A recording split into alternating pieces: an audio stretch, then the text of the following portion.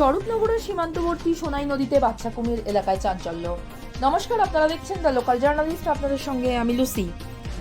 আজ আবার স্বরূপনগরের সীমান্তবর্তী সোনাই নদীতে পাওয়া গেল কুমিরের বাচ্চা। মৎস্যজীবীদের জালে ওঠে কুমিরের বাচ্চাটি। ঘটনায় রীতিমতো চাঞ্চল্য ছড়িয়েছে এলাকায়।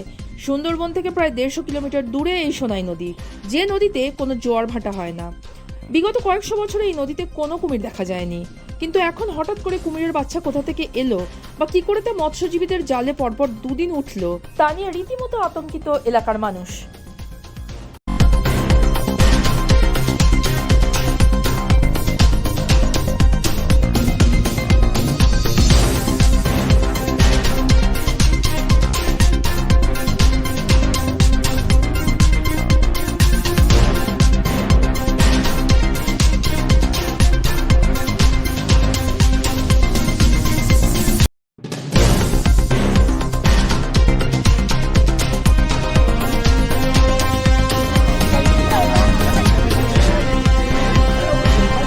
আচ্ছা, এটা কোথায় পেলেন রে?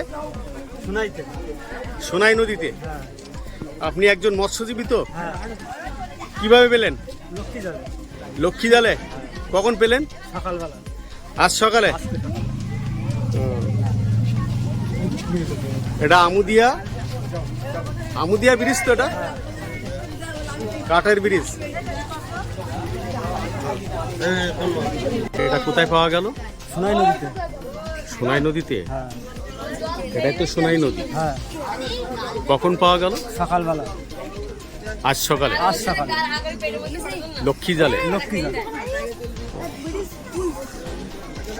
এটা কি কুমির তো নাকি? হ্যাঁ। আমরা তো তাই জানি যে কুমির। আপনার আমরা নাম জীবনে কি? দেখিনি। হ্যাঁ, আপনার নাম কি? কার্তিক বর্মন। কার্তিক বর্মন। হ্যাঁ।